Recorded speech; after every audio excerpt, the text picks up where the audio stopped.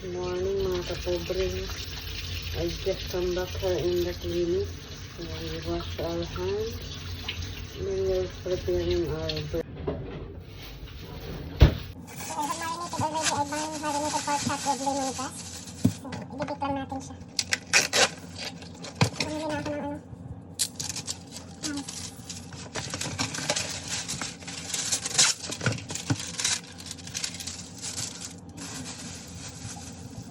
Dalawa na yung lutuin ko kasi tomorrow is holiday.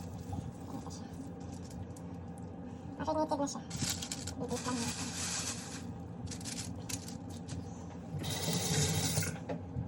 So this is it. Let's go.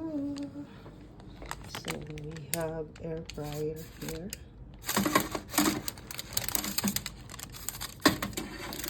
Oh. Lagyan naman natin siya. Okay.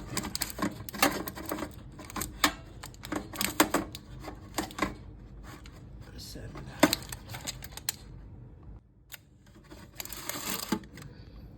Tapos close lang natin.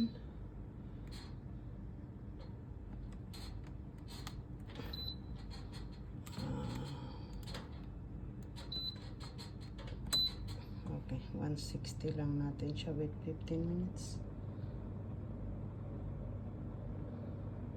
See you later. I have the sweet potato leaves here. To make it, I have corn also. Because I go in the wet market.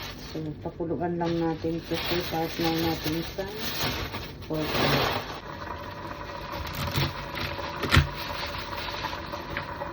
Ganun lang, tinanggal ko lang yung tigas. Luto na siya. Lagay lang natin ito. Sweet potato leaves ko. Yung nagwawin water. Lagyan siya light style. So tingnan tayo ngayon kasi may electric ko. Kaya tayo maghalin-halin kasi. Ganyan lang. Puluan lang siya. 15 minutes. 3 minutes. It's okay na siya. Kaya tayo cover. So, habang hinihintay natin yung pork chop, ingkit muna taan eh. Although ako na din yung giingkitan kay gilutom na ko ba.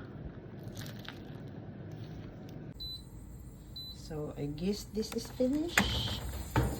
Because I heard that tut-tut-tut. Charan! Our pork chop with lemongrass. So, this is my breakfast and lunch na. I'm preparing the coffee, the sweet potato leaves, and my rice. Of course, kanin is life. So, let's eat na. So, hindi na tayo patumpik-tumpik. Solved na ang bahaw nito.